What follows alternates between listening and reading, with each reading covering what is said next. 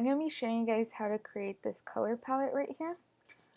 So the first thing you want to do is open up a new file in InDesign, and I made my file 3 inches wide by 2 inches high.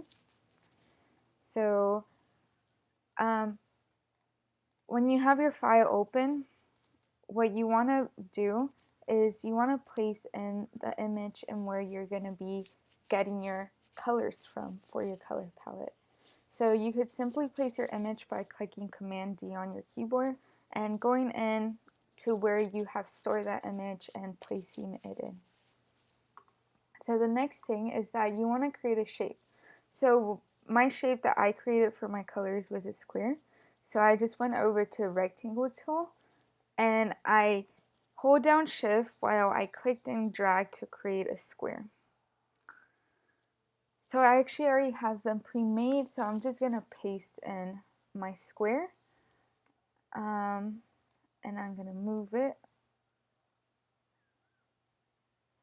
Okay, so the next thing I want to do is, after you created the shape that you want, I'm going to duplicate it. So I'm going to hold down Option as I click and drag my square. So also, one of the things that you want to do is when you create your shape, it's easier if you keep the fill to be none, and for sure you want to keep your stroke to be none, to be transparent. Okay, so now that I have these top two, I'm going to select those two, and then I'm going to duplicate those two. So I'm going to hold down Option as I click and drag and duplicate to below it. Okay, now that I have them all four, I'm going to select them all four. To make it clean, I'm going to drag them down so they're centered alongside my image. And so I have like the same gap from the top and the bottom. And it's just for my whole composition to look nice. You want everything to be aligned and look nice. Okay, so the next thing is the most important part, which is giving the actual color to the squares.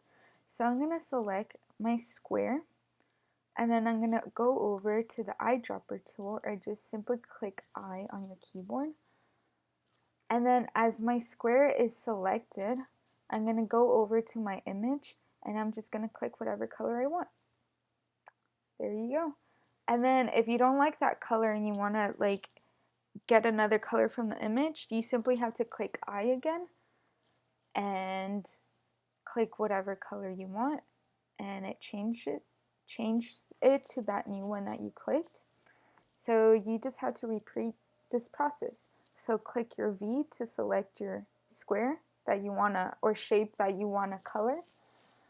Click your eyedropper tool by clicking I, and then selecting the color that you want. And if you don't like it, just clicking I again to reselecting the color. Yep, so again, click V to select your rectangle or shape, and then click I to get the eyedropper and select the color that you want. One more time, click V, select the shape, click I for the color, and there you have it. You have your color palette, a very simple color palette. So I really hope you guys like watching my video, and I hope you guys get to recreate this color palette process for your future projects. So thanks for watching. Bye.